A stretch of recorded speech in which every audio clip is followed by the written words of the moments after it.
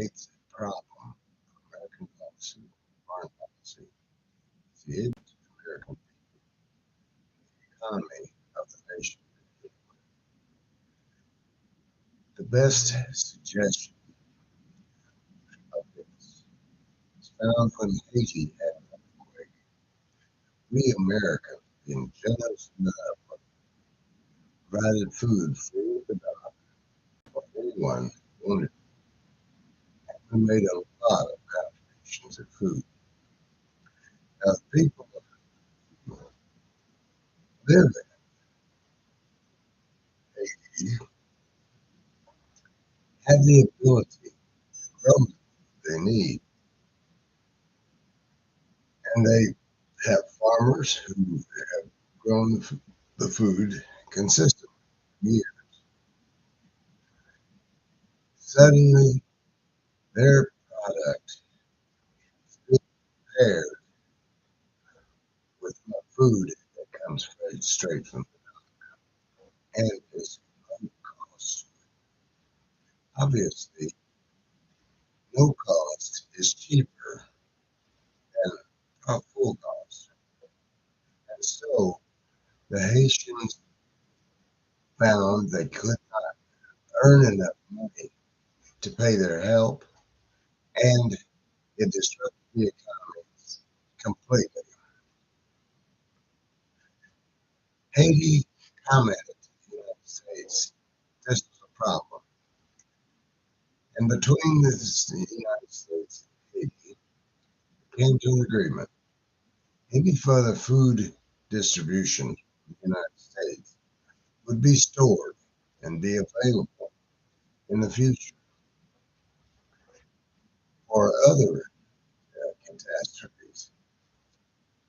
The value of the produce the Haitian people produced suddenly became viable, and the farmers found themselves back in the position that they had been before this benevolent effort to help without understanding what was behind it. We do this several at a time. One problem in Somalia was exactly like that in Haiti. Somalia did not have a government to come to the United States and say, hey, lay off. We can handle our problem ourselves. As a result, the farmers found they could not grow and survive as farmers with no place to go as far as they concerned. They turned to the next best thing available, became pirates. We have, at this point, developed a great deal of piracy in the area of Somalia. That's our own fault. We tend, as people, to think that we have the ability to do what we darn well please without understanding the consequences of it. We have an example of this in the opposite side in the book by John Keats called They Fought Alone. It's the story of the World War II in Mindanao. And Wendell Fertig was isolated there. By the time he found out how to make contact with the Americans, he was in position to deal with a lot that would not be dealt with otherwise.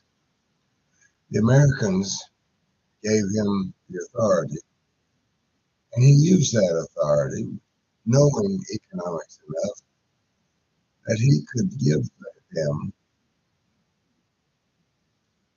a sound economy for the people in Mindanao. We'll get to a discussion of how we measure value later. But essentially,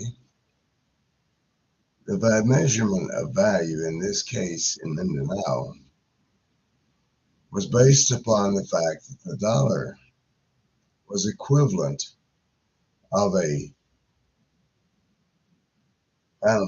bushel of rice or a bushel of corn. Now you'll notice that this is two different subjects. The thing is that the objective is the thing that gives value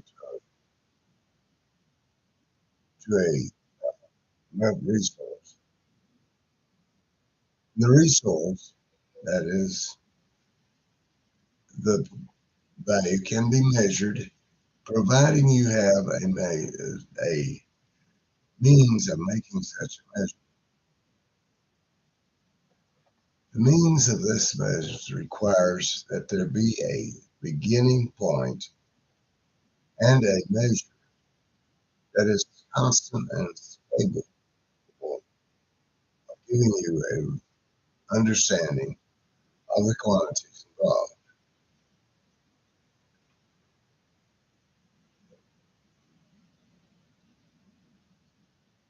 A valuation of anything has to have a starting point. In the metric system, the meter is a platinum iridium bar kept at the kept at the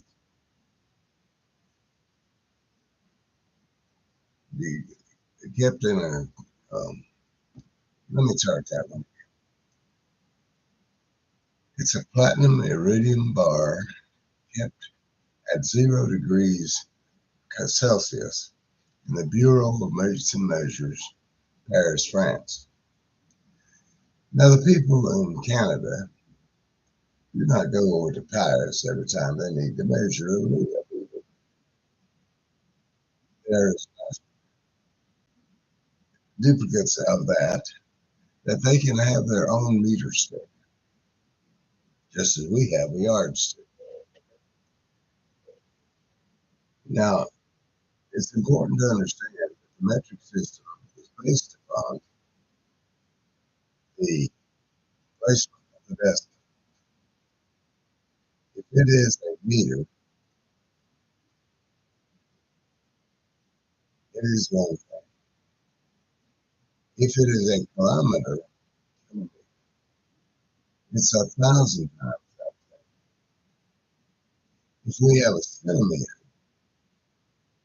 we have a distance measured at 2.5 centimeters is usually a distance of an inch.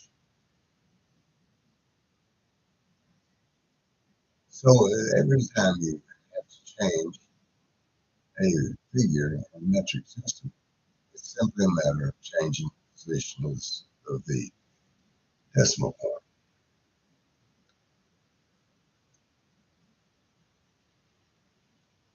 In English or imperial measurements, we start off with the length of the foot of an English king in 1200 AD. Now that foot measured what now is 12 inches. But when we compare that foot with a yard, we use the factor of 3.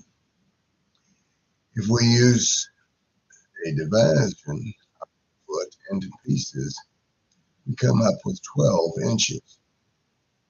Each measurement in English in the imperial system has its own relationship to the foot. That foot was a foot of a king of England back in the 12th century.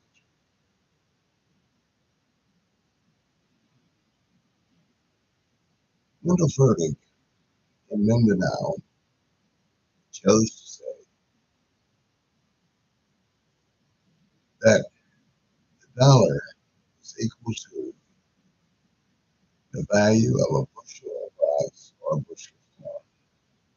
It's important to notice here that it is the objective of the bushel of wheat and the bushel of corn that matters. The resource is only valuable if it has a value.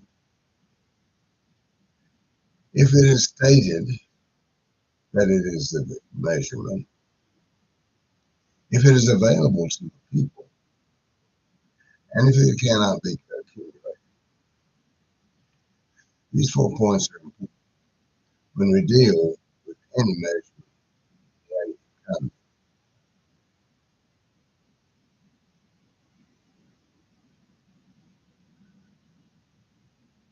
Now, Mindanao,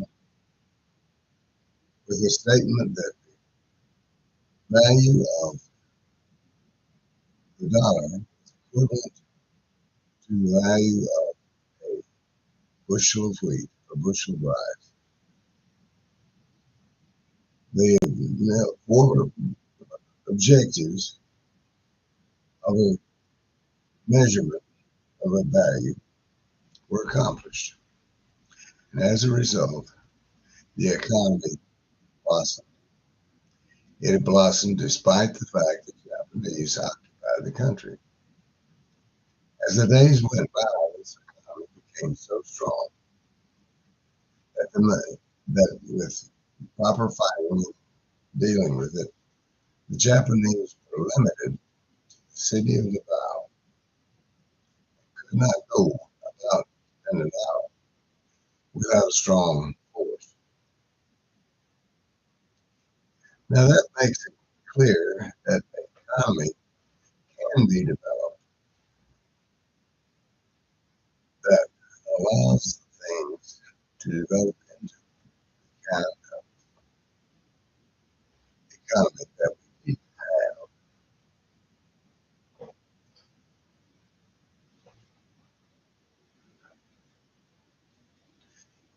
However, when something destroys the value of the measure, we find ourselves at a loss. After the Americans landed on Mindanao, the people of the island were so happy that they had been freed from Japanese occupation. They were willing to do things for the Americans just out of gratitude. One man was offered the option of having his clothes washed, and he gave the clothes to the woman to get out to the stream and started beating them on the rock. Another woman went to another soldier and offered to do his wash. He felt that she needed soap to do it well, so he handed her soap. Now, soap during the time of World War II was a very scarce item. But a bar of soap kept a huge value, and the woman was extremely pleased by having this very valuable soap. So while he gave it, he gave her the clothes and had them wash for nothing. The other gave him the clothes and had them wash for bars. Then a third went to an American soldier, offered to wash her clothes. He gave her $50. Now, what is the value of the dollar? Is it nothing? Is it the value of a bushel of corn or rice? Is it the value of a bar of soap? Or is it 1/50th of the value of a wash job? When you do not have a clear understanding of what the value of dollar is, it can't be used as a medium of exchange. Mediums of exchange mean that you split the transaction into two parts. One, getting the money, and two, using it. Now, because of the money, it's possible to divide that money and get a large amount of money in on one side and spell it out in throughputs on the other. But it still retains its value because it's measured by the minimum wage.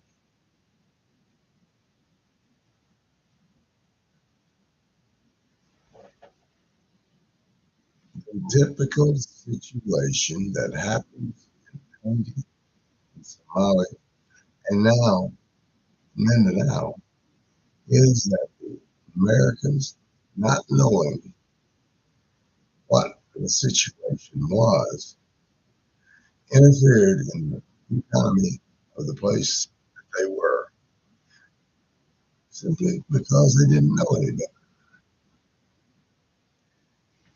Now we take this a little further and we look at the Vietnam people.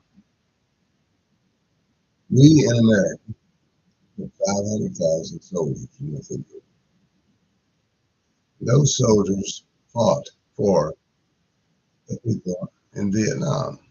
That is, the people they knew in Vietnam. They spent their spare time in the cities, and the cities had an influx of dollar bills, so much so that the price of every item in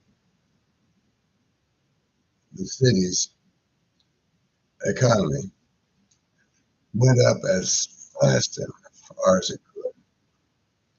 In the meantime, the farmers who had never had any ability to increase the price of their product stayed at the same price.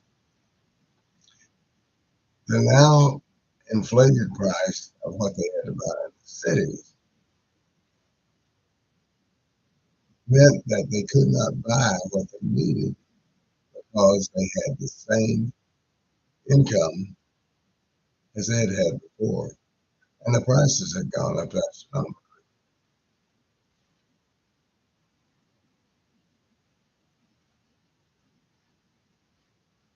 The result was that anybody who lived in the country had a vested interest in removing the Americans from Vietnam. We in America were not happy that the people of Vietnam were not thankful to us when they kicked us out of the country. But once we understand that the value of a dollar has to be understood and followed, then we suddenly see that it's a logical thing that the people of Vietnam did not want us there. And they cannot be faulted for doing that.